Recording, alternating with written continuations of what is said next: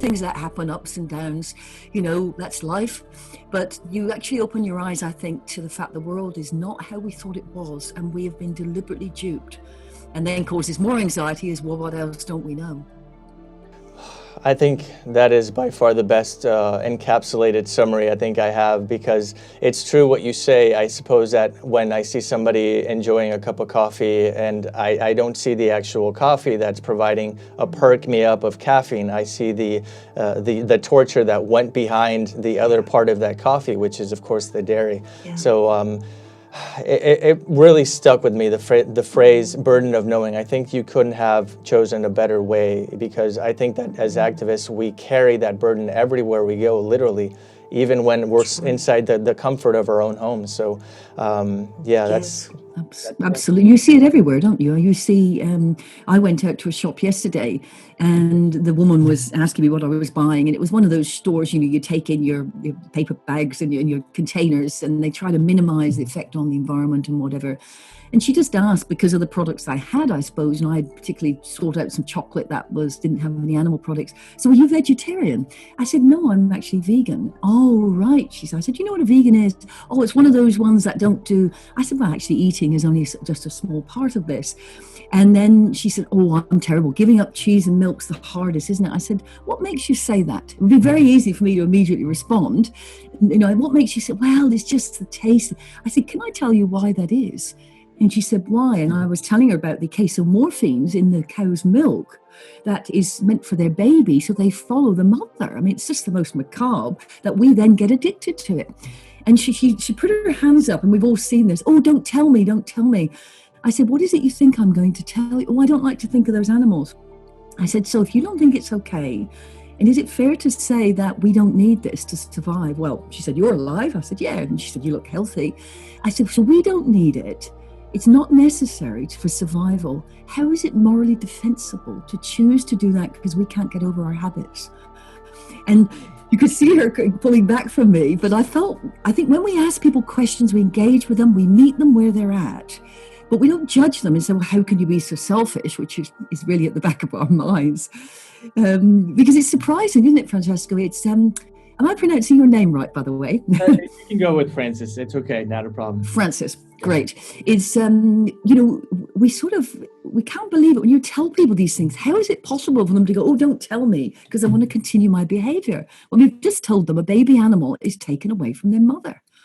You know, it's a form of trance, isn't it? And it is that trance-like collusion with a dark and dystopian reality I talk about. I want to chime in. That's exactly the chapter I'm reading towards the end of chapter 5. We mentioned the trance, so it's very vivid that you mentioned that. And you're absolutely right. And I'm sorry to interrupt. I have to chime in because I'm such a huge fan of psychology as a whole. I choose to use psychology as perhaps the entry talking point towards what really happens behind these industries, because one can make an argument that it's in fact animal-centric, but at the end of the day it's about the behavior and the treatment and how we think about these animals. And that's why I'm such a big fan of your work and of your book, because I choose to tackle it from a psychological perspective, and I think you share that sentiment as well. And so let's go ahead and pivot, because this is very important. We as humans, I believe, we are very emotional creatures as well. Is it sometimes difficult for you, and I guess this is more along the lines of a confession, is it sometimes difficult for you to take your own advice at times? Yeah, well, I say, people often say, how do you remain so calm? I can assure you I'm not always calm. I see things on social media or something, or I see some lies by an industry or a government about what's going on, and, you know, happy cows, or and I'm enraged and I'm angry and I can't believe that's going to happen, you know. Or, you know, there's times when I see, I'm particularly involved in exposing animal testing at the moment, and we've been doing a vigil for 16 months about what's going on in a hospital in Sydney, and we go there every month and we expose what's happening to these deer animals. And it just makes me so angry, our absolute speciesism and selfishness that we think, or testing, talking about viruses at the moment, we think it's okay to take babies from their mothers and inject them with flu viruses. It's vaccines or something. It's not okay. We're not God's favorite creatures. So, yeah, I do. However, I do have exquisite self-care. I really do, because I think we've got to be here for next week, next month, next year, next decade. And so I do lots of things to keep putting credit back in my emotional and physical bank. No, and duly noted. Right now, your book is one of the very few things that's keeping me sane these days, considering that we're all quarantined as a result of a zoonotic disease, as a result of this animal exploitation. And ever since, I want to say March, I've been using my activism, I should say that the pandemic itself as the main focal point of every single argument that I bring forth in my online activism, and the little outside activism that I'm able to do, safekeeping everyone, of course. So yeah, I'm definitely with you on that. My question now would be, Claire, if I may. Please. Yeah. Okay. Why is it that our conscious minds and our levels of awareness are heightened tenfold once we become fully entrenched in veganism? Wow, that's a really interesting question, isn't it? It's well, our emotions are heightened. There's no doubt about it. It's I always say, I've seen people over the years, they come to me as a psychologist, and we're usually digging around trying to find what's the source of your despair.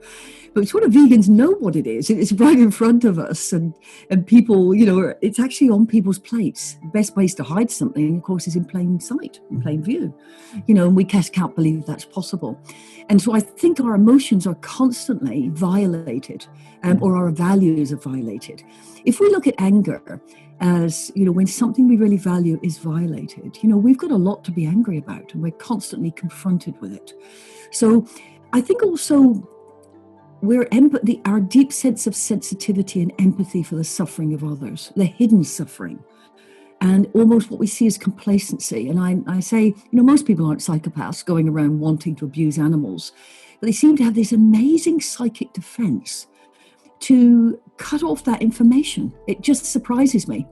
But vegans almost, they can't live with the emotional disconnect between knowing that and continuing a behavior. A lot of people are afraid, I'll get kicked out from my group. My family won't like me. I'll feel a bit odd. And I always think those costs are minuscule to being part of this problem and paying for such abuse. And yet people have different abilities to deal with that. So I think our emotions are, we're angry at the industries and the absolute abuse. How is this possible? We then sort of relate it to greed and corporatization, and we then look at other people and think, how can you be so selfish? How can you distort the information just for nothing more inconsequential than your taste buds or your traditions? It's too difficult to buy a shampoo that is not tested on animals. Well, then make your own shampoo.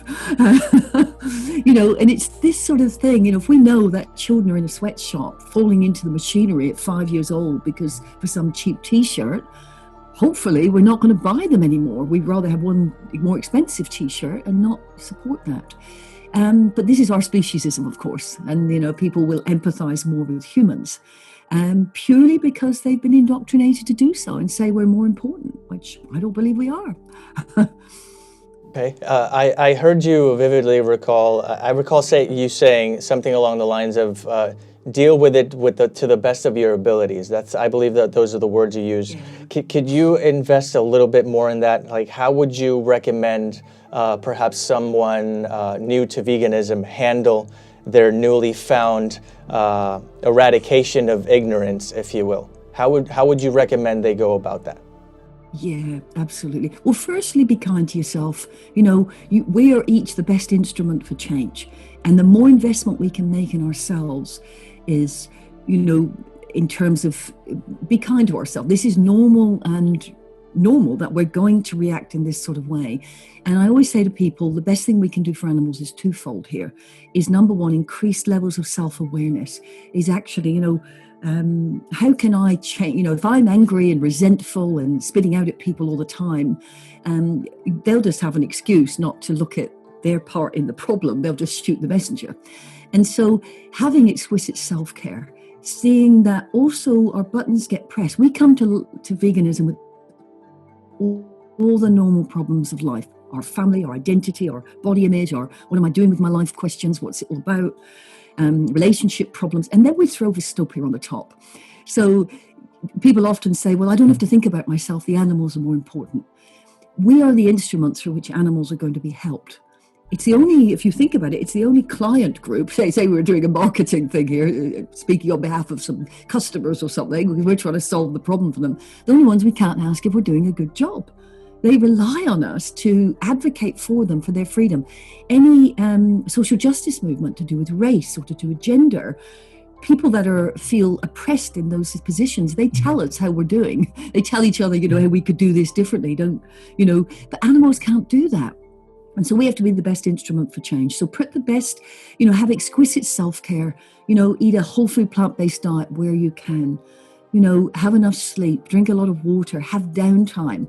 And then the second part is become an exquisite communicator so that you can engage other people, that they don't shoot the messenger, but they get those little, I call them chinks of consciousness, so they can actually have their world rocked. We break through the trance almost, like I did yesterday. It's like, that woman, it would have been so easy to attack her. It's like, what do you mean you don't want it? You obviously know something's going on for you to recoil like that.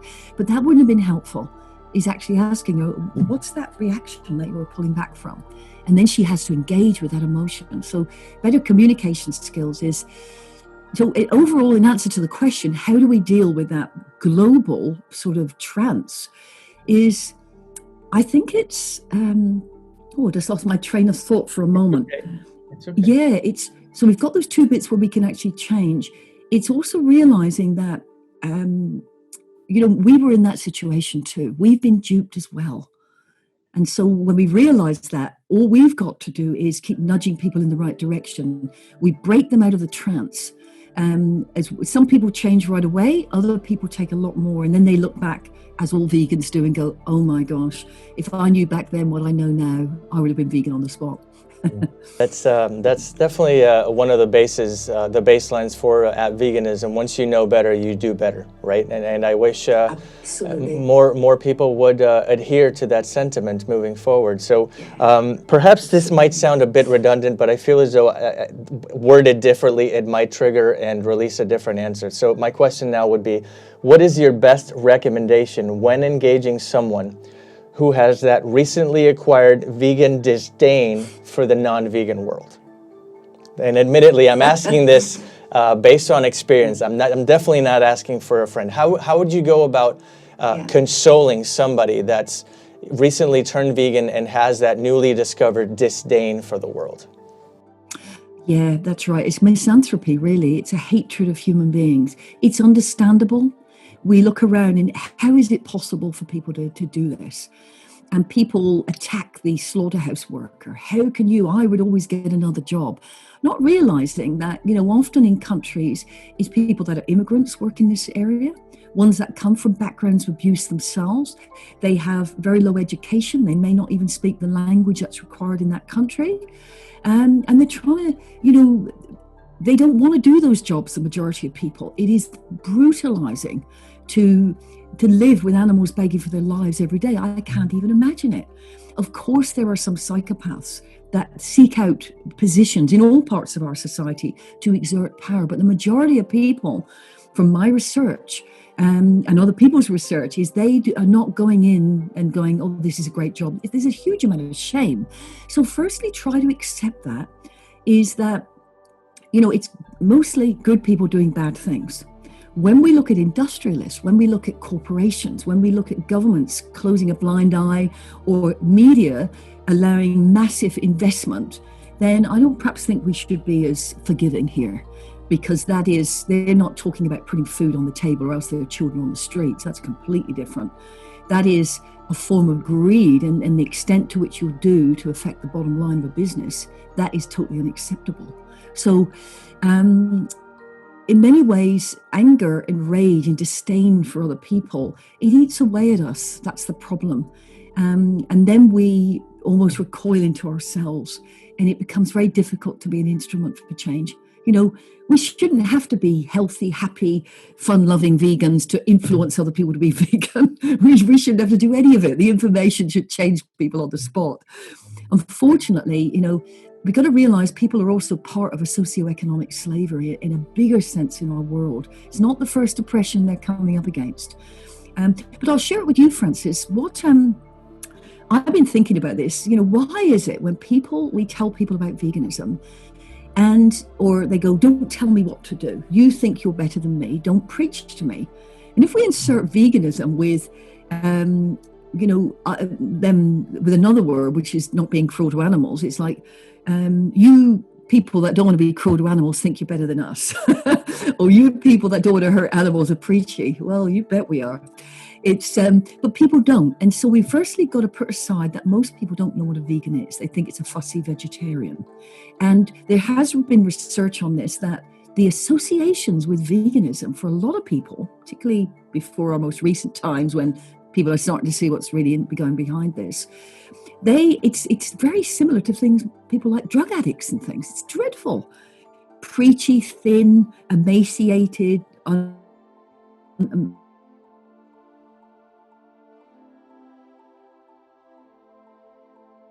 greeny, but it's that sort of polarization. So anyway, tell me what you think of this. I think that most people think they're free, i.e., in some sense, depending on the limitations economically and socially in their environment, in their world, is that most people think, well, I've got freedom to think how I've got an opportunity to choose to be with a certain partner. Depending on where you are in the world, an opportunity to choose a certain career or just what I study or whatever. But most people end up doing what everyone else does. Certainly in the Western world, they do jobs for 40 years they don't even like, and a lot of people don't think there's a choice. They don't think they can get out of this situation. But we dupe ourselves into believing we've got freedom, but it's within very small parameters. Right. However, there is something that on the whole, if we live in an area where there is a reasonable amount of food, that we can choose what to eat 3 times a day, okay, within reason, depending on our circumstance, that's really, within reason. Most people aren't going to tell you off unless you've got an overzealous partner thinking you're eating too much greasy food, or an overzealous doctor. So most people can do that without criticism.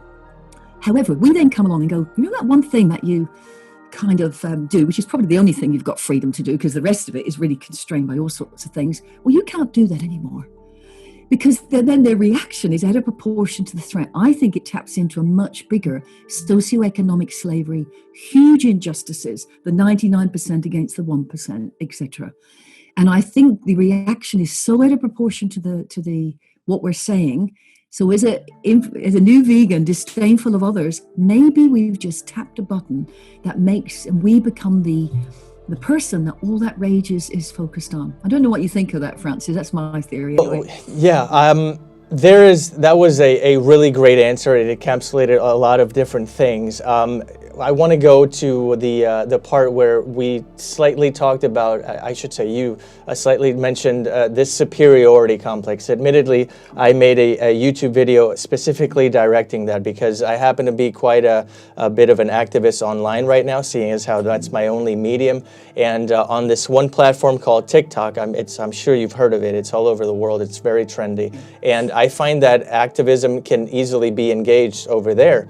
And so I'm often the subject of this so-called superiority complex, and I simply give it a 180 by saying, it's not that vegans are superior to you. It's just that vegans were actually able to overcome that hesitancy, that cognitive dissonance, that defense mechanism that would otherwise keep up on the wrong side of the fence. We were able to hop over it. We were able to jump and actually think things for what they are.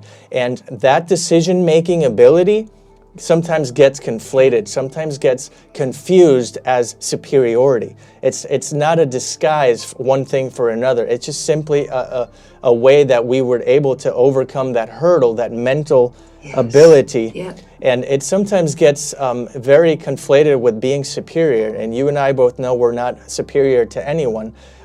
We are just simply able to see facts, marinate, research for themselves, take them with a grain of salt, and then make up our own mind as we go along. And that ability that we develop along the way sometimes gets misconstrued as being superior. And I often have to make this clarification on both my physical online presence activism as opposed to my online. So that's definitely what I think about that. Yeah, no, I think that's, and you know, a wonderful word can be, when we use the word we, as if we've all been duped, you know, it's, and, you know, we've all been duped here, you know, and there was a time when I didn't know this either. And I think a great question, if anyone was to throw out that word, you think you're superior than me, you think you're better, I always say avoid conversational ping pong, is actually ask them, what do you mean by superior? What do you mean by better than you? Because then you get a better idea. They might have said, well, actually, my brother-in-law's a vegan, he's preaching all the time. So that may be more of a family dynamic that is even more inflated. Or they'll say, well, you think we're bad people because we eat animals. You kind of know where they're coming from. And you've got a better way then to, you know, share your information. And usually people, when they spit these things out, they're so bursting to say something that we just give them a chance to, I always think there's a big balloon behind people's head of anger. Don't tell me what to do. If we just ask them a question, it deflates a little bit. They get that information out so they're not spitting at us ready to say something else. We've given them the opportunity. I agree, yeah. So in addition to that, funny you mentioned that. I was having a conversation with John Lewis. He goes by Badass Vegan on social media. We were actually doing this yesterday, and he mentioned something very important. He mentioned that the delivery of your message is just as important as the message itself. In other words, you will catch more flies with agave nectar than with vinegar. That's the vegan version of the old adage, right? And so he definitely brought that to the table, and I, for one, was in sync with what he was saying, because I've always said this in my activism, especially online. I've always mentioned the fact that the delivery is exceptionally and extraordinarily important, because we cannot expect people to become a more humane individual if the delivery of the message itself is not humane. I always address people as I would have wanted people to normally address me in the first place. Does that make sense? Yeah, no, totally. I think there's, and we're seeing a lot of this on social media at the moment, a lot of polarization about what's going on in the world. And it's almost, people are in such an emotional state. I've never seen such attacking or rudeness or, you know, why are you focusing on this and not this? It's almost as if people's defenses are down. And I'm thinking, well, if they're doing that to other vegans, what are they doing to the non-vegans? And that's, you know, I agree with you, the agave nectar. But another story I'll quickly tell you, Francis, is a story I heard recently. And it's the northern wind and the southern wind. We're doing a competition. The northern wind, as we know, is a cold, sort of blustery wind. And the southern one coming up from the southern states is lovely and warm and balmy. And they had an argument, and they said, who is the most powerful? And each of them said, oh, I'm more powerful than you are. And they said, okay, we'll have a competition. The next person who comes past will actually blow and blow on them to see if they can take their coat off. And so the north wind started. I'm sorry about this. Oh, gosh, I'm so sorry about this. I'm terribly sorry. You don't have to apologize at all. Okay, so each of them had, the next person that came along had a coat on, and the north wind started to blow and blow with their cold wind. And of course, the person bundled up their coat and pulled their hat down and held on to their coat even more. The southern wind, in this lovely balmy weather, started to blow on them. And of course, the person got very warm and very hot, and ultimately they took their jacket off. And that's a similar story as are we freezing people out with vinegar, or are we warming them with agave nectar? Yeah. And it's a much softer approach. Yes, absolutely. Oh, that's a very nice anecdote. I like that quote. I think I might use that in the future, if you don't mind. Of course.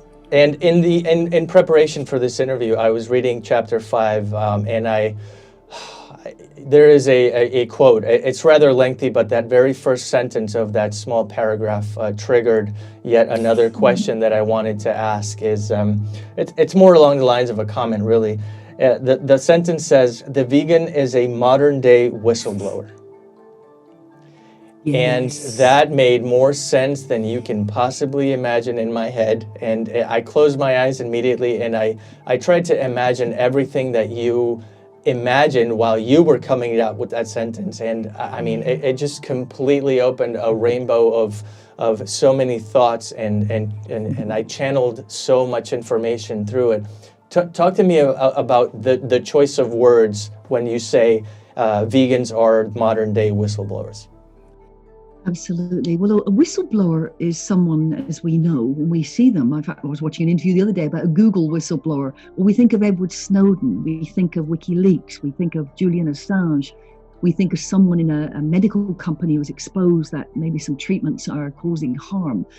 And they do that at great potential cost to themselves. They can either lose their jobs, they can lose their reputation, they are open to ridicule. And so the vegan is really sharing something that is hidden from the view of others, a potential risk to themselves. And that sort of risk is being laughed at, being pilloried. Now, I have a dog who has just walked in front of me, is just lapping the water. So, you know, as we're all vegans here, if anybody can hear that, I do not mind a dog in this Zoom meeting at all. That's Brody, a recent 10-year-old rescue I've recently taken on. So she's just having a glass of water, which is great.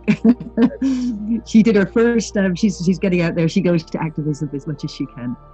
So I think we do it at great cost to ourselves. And it's like our family will say, well, what am I going to feed you on now? Or there's breakup in relationships. We could be laughed at. We could be told we're preachy.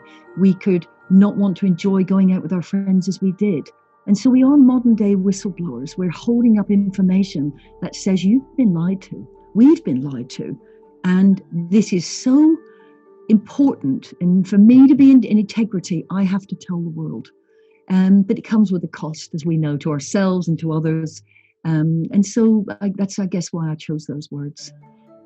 Well, it's a good thing you did. They triggered something in me, and I just was blown away by reading that sentence, and it all made sense. And it was at that point in time, a couple of hours ago, worth it to me. I know that most vegans do not get paid to do what they do. I know that most activists lose a lot of sleep, sacrifice a lot of their time, and do everything out of the goodness of what comes naturally and what, unfortunately, we were taught that shouldn't come naturally, right? I think that's safe to say. So I definitely had to inquire about your train of thought on that sentence. That was completely epic for me.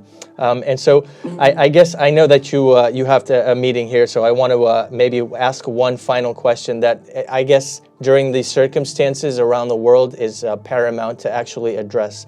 And it goes as follows. Due to the quarantine, many activists are subjected exclusively to online content creation, much like you and I are doing right now. As a psychologist, how do you recommend we go about dealing with the pushback? And I guess my question is more along the lines of social media and content creation, because this is our primary way of getting the word out right now. And so, you know, and by pushback, I mean, you know, for angry farmers, I mean, you know, companies that are not vegan and for animal testing, as you are well aware, and just quote unquote the trolls online. How do you go about, I guess, coaching folks like myself and the Paul Bashirs and Anonymous for the Voiceless, which I'm sure you're familiar. How do you go about, as a psychologist, coaching us to be better online presence?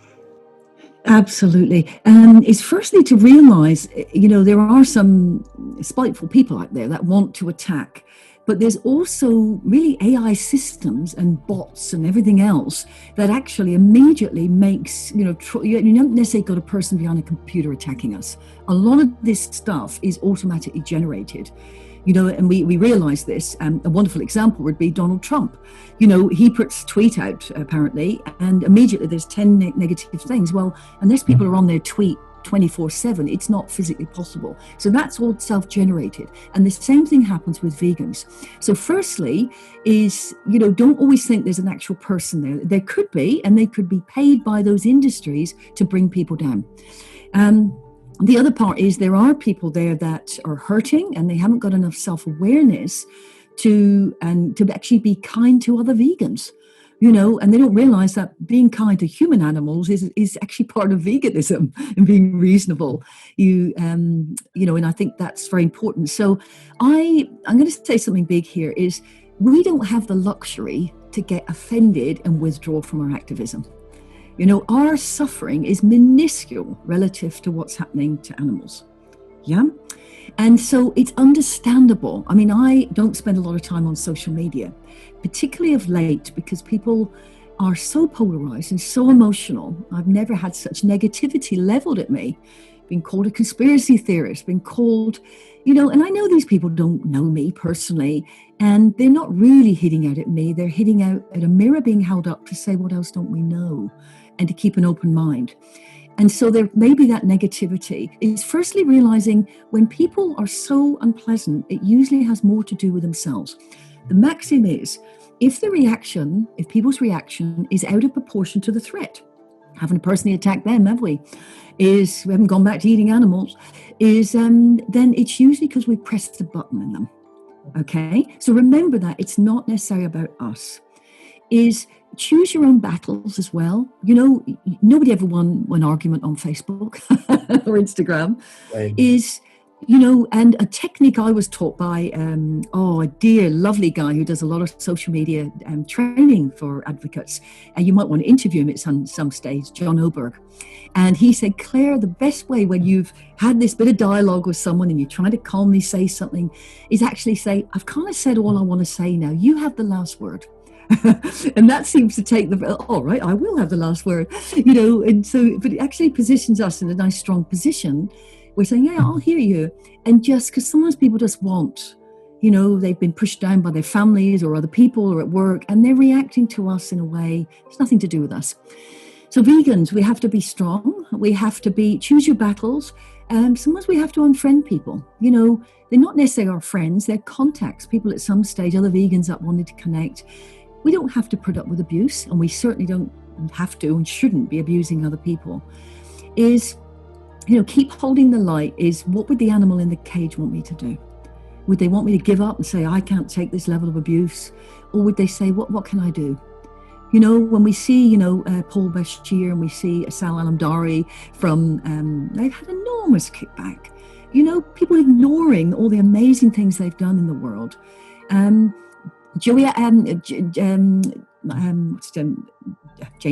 Aspey recently and his partner said they were getting married, and they just put out something online if people wanted to fund them, their family and friends. And there was thousands of comments saying how selfish they were. They wanted people to pay for their wedding.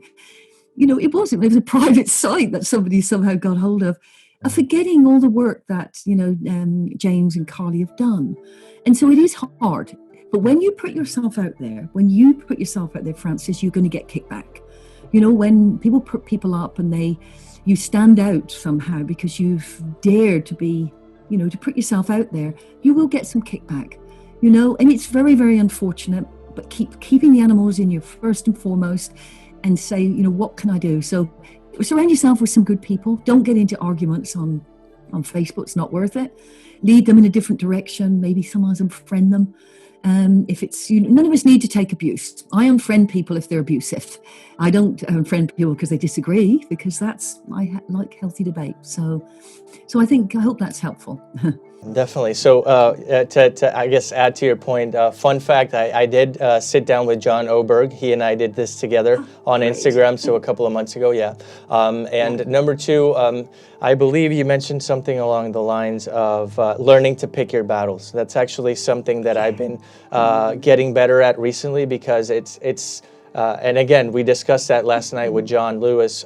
We talked about knowing when to engage that person online from a distance at random on Facebook or Twitter. And I've also known when to just simply ignore.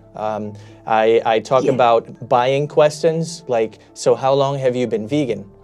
Instead of horrible comments like, oh, you're never going to change anything. One vegan can't change the world. So I would rather, address the buying questions and anything along those lines, and in order to have an intellectually and healthy conversation as opposed to a contentious debate.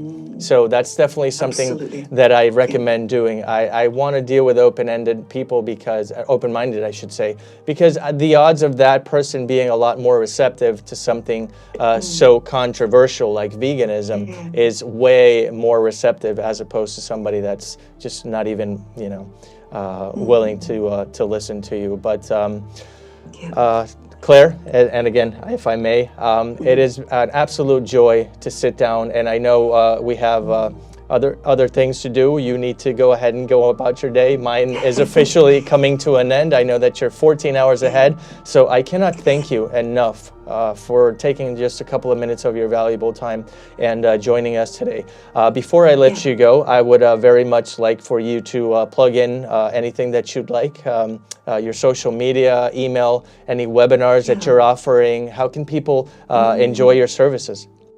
Yeah, well, if people go onto veganpsychologist.com, there are a lot of free resources there. There's 30 days of free training in how to talk about veganism. There's meditations on there. I have a 4-part course, which is dispelling the myths that why people won't change. You can actually find all of those on those sort of resources. But one thing I would invite people to is we're living in very difficult times at the moment. And part of the definition of Vystopia is that trance-like collusion of the non-vegan world with a dark and dystopian reality people don't know they're part of. And then when we go, and then we go, well, if I didn't know about all these animals, what else don't I know? And we're told we're conspiracy theorists. And I've partnered with the founder of World Vegan Day, Mark Donoghue. This is in Melbourne, Australia, one of the biggest festivals in the world. He's also the president of Vegetarian Victoria, which is vegan. And we're putting a thing called Second Stage Vystopia, What Else Don't We Know? And we're doing a number of interviews to, we know that wet markets are very similar to factory farms, but there's a much bigger picture related to this, in terms of pharmaceuticals, corporations, governments. I don't think we can quite see how dark this can be. And often people have said to me, why are you suddenly concentrating on this? We are losing, as we go through this, our freedom of speech and movement in many, many different areas. And therefore, if we lose that, animals won't have any. So I'm really, trying to get people to look at the narrative, to question the narrative as well, because there are thousands of medical people, scientists, virologists, bacteriologists, epidemiologists from Stanford questioning what is going on at the world at the moment and the reactions to lockdowns and things. So I'm all for keeping our freedom of movement and speech because we are the voice for animals. So if you'd like to come along to those webinars, they're all on the veganpsychologist.com, so please have a look at that. And one thing I will say, if I may, if you enjoyed Vystopia, there is a companion to Vystopia, Myths of Choice, Why People Won't Change and What We Can Do About It. Okay. So, and is that available for purchase right now? Yeah, absolutely, and an audio book and that sort of thing. And where could we find that? Sorry, after you. Where can we find that? Where can we get a copy? Amazon? Go veganpsychologist.com is the best one. Sounds good. Absolutely. And it can be sent from there, either if you want a physical copy, and we send it from wherever it is the cheapest to send you in the world. So don't think, oh my gosh, the postage is going to be terrible from Australia. It comes from really the nearest you can be. Wonderful. All right. And on social media, we can maybe catch you as at Clare_Mann, correct? I think that's right, yeah. CLRE underscore. Vegan psychologist Clare Mann. Wonderful, wonderful. Well, again, Doctor, and I will respectively bid farewell as Doctor. Well deserved, of course. Thank you so much again for joining me in the second season of the Vegan Lives. I hope someday our stars align and we could actually shake hands in person, not using a face mask, hopefully. And again, I wish you a wonderful day. Thank you so much, and I look forward to continuing the fight alongside you. Thank you very much for all you're doing. Absolutely. You have a blessed day. Thank you so much.